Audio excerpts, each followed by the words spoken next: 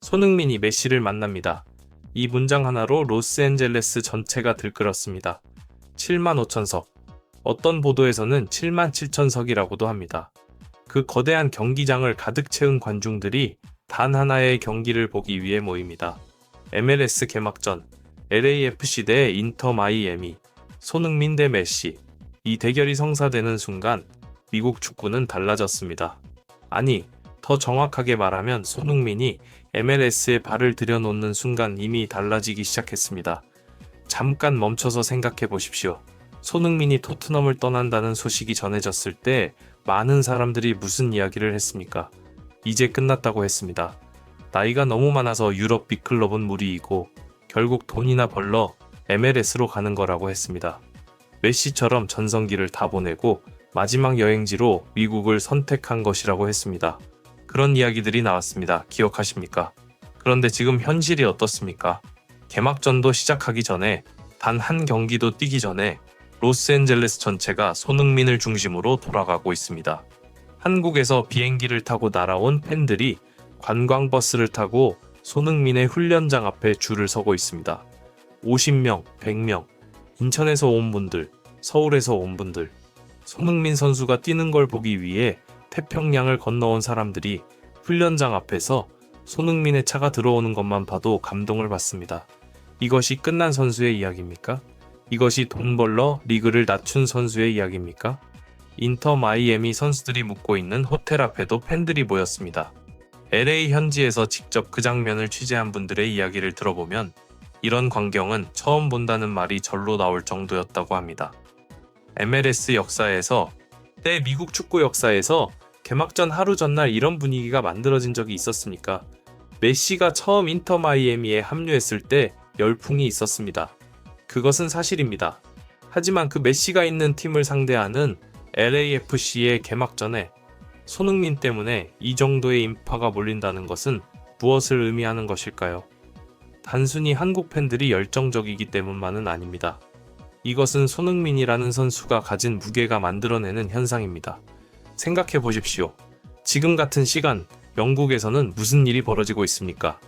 손흥민이 10년 넘게 뛰었던 토트넘은 2026년 들어 단 한 번의 승리도 없는 채로 강등권과 5점 차이를 유지하고 있습니다.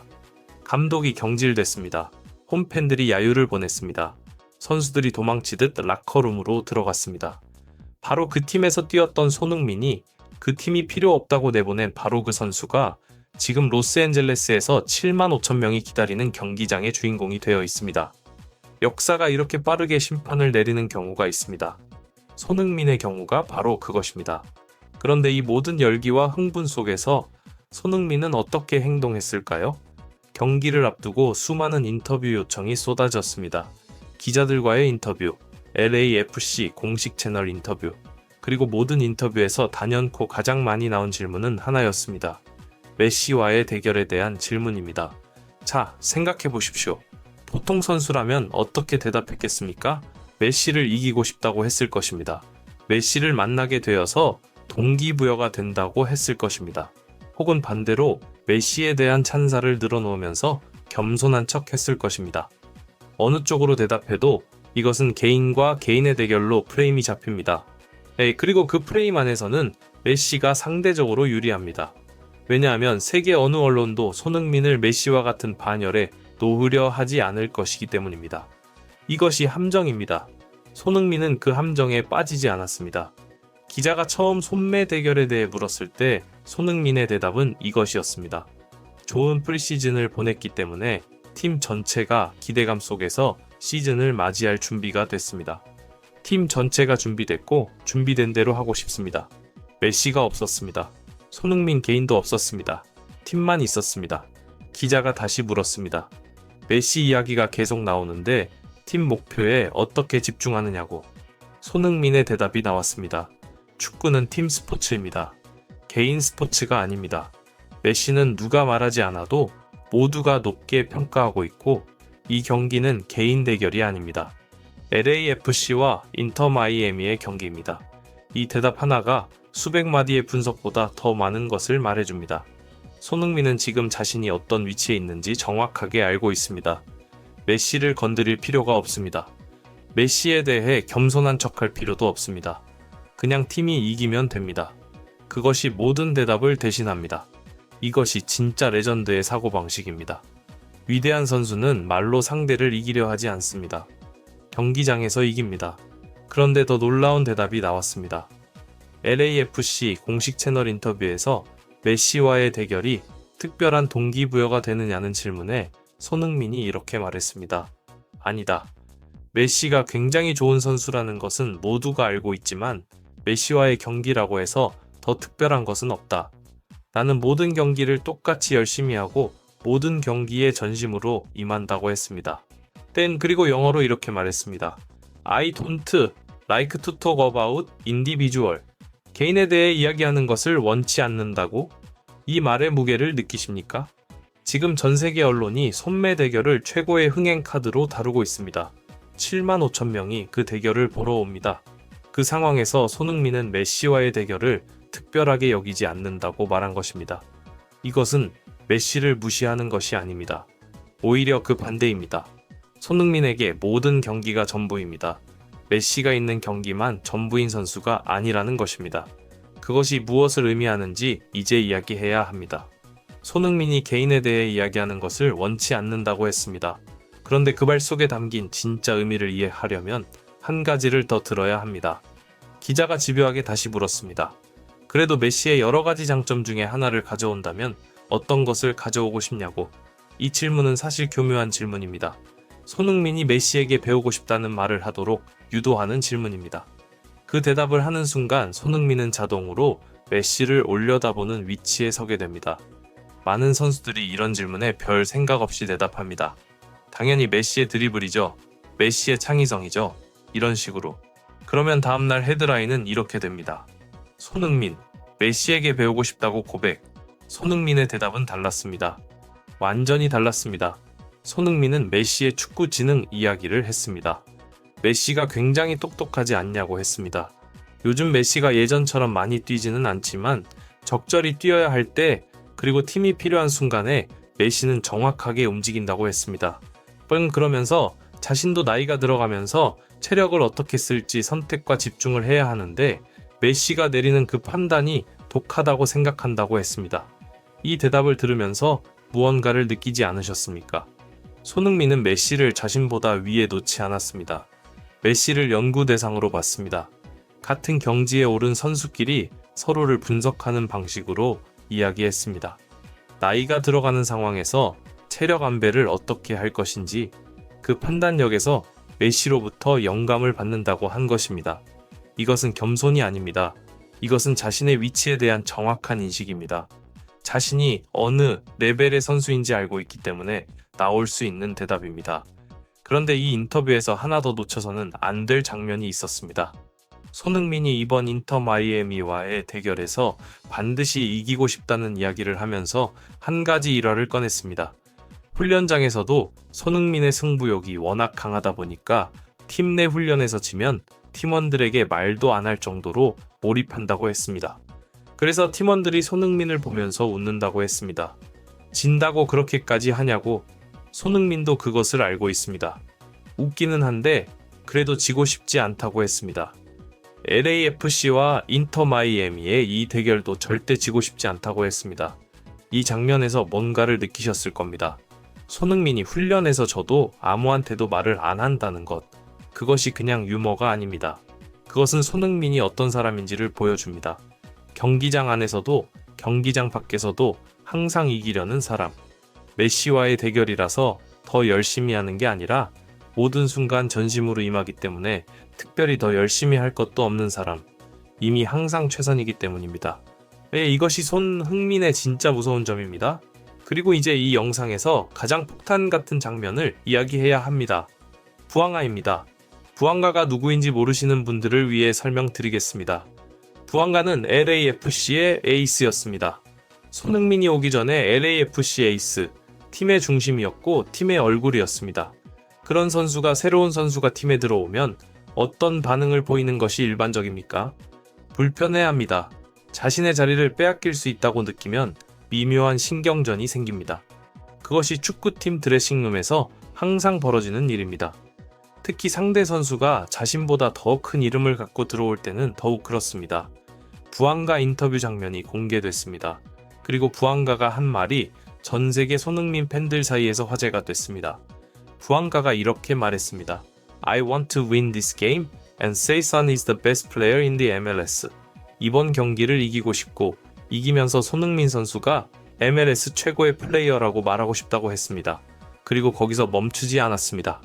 I want to make history with Son. 손흥민과 함께 역사를 만들고 싶다고 했습니다.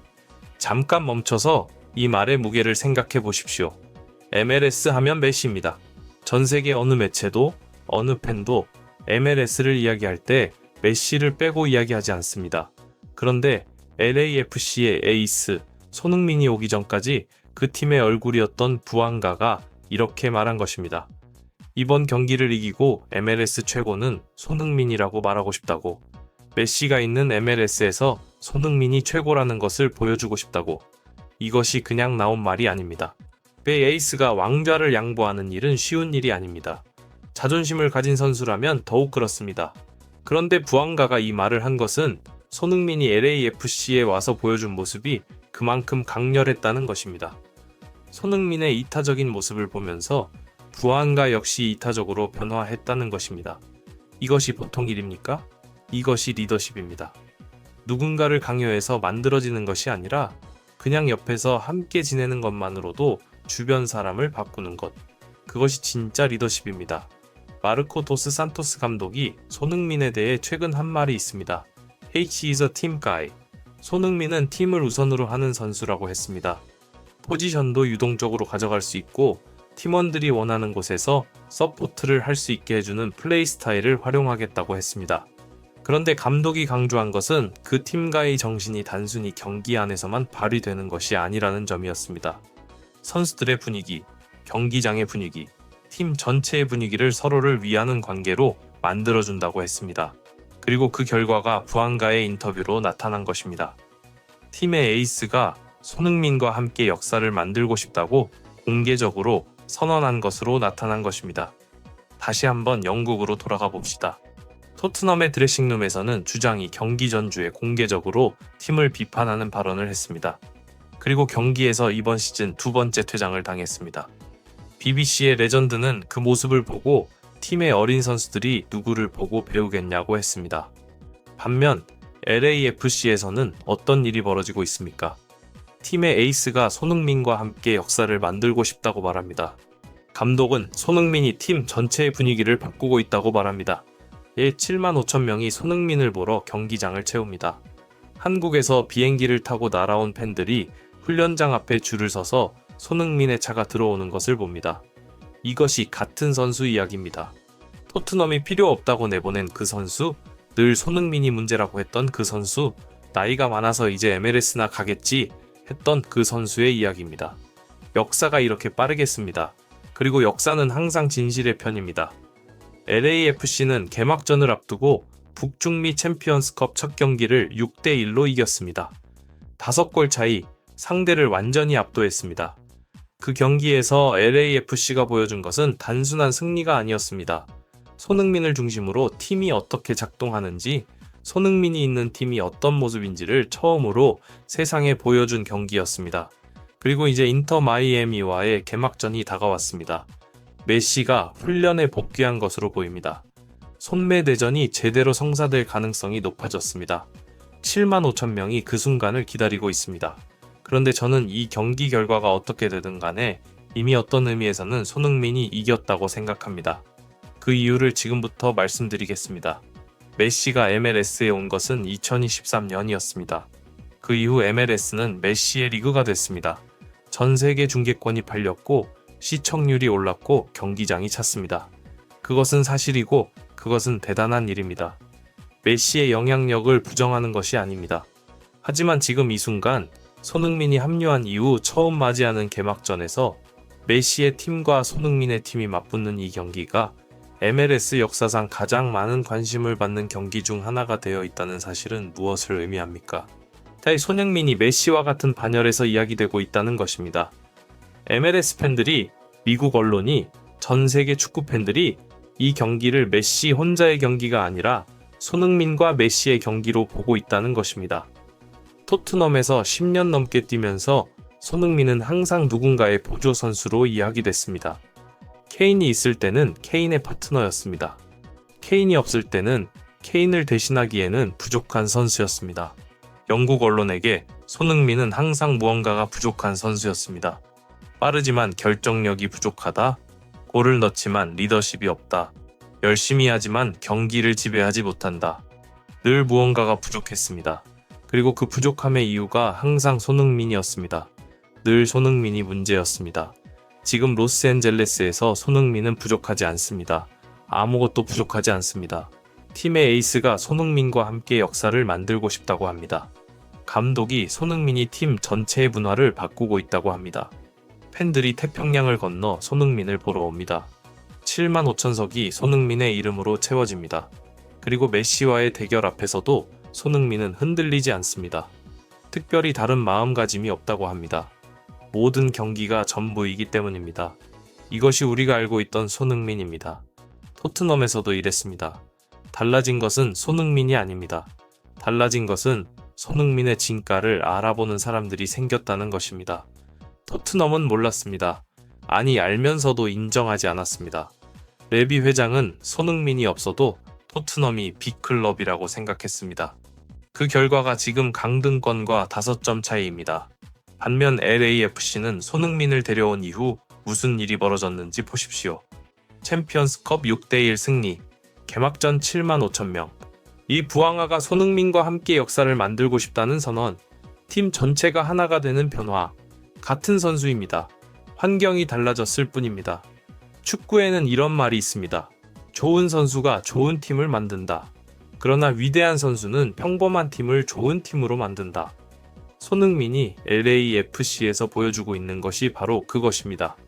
단순히 골을 넣는 것이 아닙니다. 팀의 문화를 바꾸는 것입니다. 에이스가 자신보다 팀을 앞세우게 만드는 것입니다. 감독이 전술보다 분위기를 먼저 이야기하게 만드는 것입니다. 그것이 손흥민이 10년 넘게 토트넘에서 했던 일이고 지금 LAFC에서 하고 있는 일입니다. 그리고 이제 메시 이야기를 해야 합니다. 손흥민을 응원한다는 것이 메시를 깎아내리는 것이 아닙니다. 메시는 역사상 가장 위대한 선수 중 한 명입니다. 그것은 변하지 않는 사실입니다. 하지만 이번 개막전에서 묻고 싶은 것은 이것입니다. 메시가 있는 팀이 강하냐? 손흥민이 있는 팀이 강하냐의 문제가 아닙니다. 손흥민이라는 선수가 그동안 얼마나 저평가되어 왔느냐의 문제입니다. 영국 언론에 의해, 일부 토트넘 팬들에 의해, 그리고 나이가 들었다는 이유만으로 이미 끝난 선수 취급을 받았던 손흥민이 지금 메시와 같은 무대에서 맞대결을 펼치는 이 장면이 무엇을 증명하는지의 문제입니다. 그리고 그 답은 이미 나와 있습니다. 7만 5천 명이 채운 경기장이 답입니다. 부안가의 선언이 답입니다. 감독의 말이 답입니다. 한국에서 태평양을 건너온 팬들이 답입니다. 손흥민은 끝나지 않았습니다. 손흥민은 지금 시작하고 있습니다. 새로운 리그에서, 새로운 팀에서 새로운 역사를 만들기 위해. 그리고 그 시작이 이렇습니다. 메시와의 개막전, 또 7만 5천 명의 관중, 부안가의 선언, 감독의 신뢰, 태평양을 건너온 팬들의 응원, 이보다 더 극적인 시작이 있을 수 있겠습니까? 마지막으로 딱 한 가지만 말씀드리겠습니다. 손흥민이 토트넘을 떠나기 전 마지막 인터뷰에서 이런 말을 했습니다. 감사하다고 했습니다. 토트넘에서 보낸 시간이 자신의 인생에서 가장 소중한 시간이었다고 했습니다. 원망 없이, 섭섭함 없이, 비판 없이 그냥 감사하다고 했습니다. 그 품격이 지금 로스앤젤레스에서 다시 한번 빛나고 있습니다. 메시에 대해 물어봐도 팀 이야기를 합니다. 특별한 마음가짐이 없다고 합니다. 모든 경기가 전부라고 합니다. 지면 아무한테도 말을 안 한다고 웃으면서 이야기합니다. 이것이 손흥민입니다. 어떤 상황에서도, 어떤 질문에도, 어떤 압박에도 자신을 잃지 않는 사람. 그것이 10년 넘게 프리미어리그 최고의 무대에서 살아남은 이유이고 지금 MLS에서 새로운 역사를 쓰기 시작하는 이유입니다. 토트넘은 강등권 5점 차이에서 새 감독을 찾고 있습니다. 손흥민은 7만 5천 명이 기다리는 경기장에서 메시와 맞붙습니다. 같은 날의 이야기입니다. 같은 세상의 이야기입니다. 이것으로 충분합니다. 이 영상이 여기까지 오셨다면 여러분은 진짜 손흥민 팬입니다. 손흥민의 축구만이 아니라 손흥민이라는 사람을 알고 싶어 하는 분들입니다. 구독 버튼 아직 안 누르셨다면 지금 눌러주십시오. 앞으로 손흥민의 MLS 여정, LAFC의 도전, 그리고 메시와의 라이벌 구도를 이 채널에서 계속 함께 하겠습니다. 좋아요 한 번이 이 이야기가 더 많은 분들께 닿을 수 있게 해줍니다. 댓글로 여러분의 생각을 남겨주십시오. 손흥민이 오늘 메시를 이길 수 있을까요?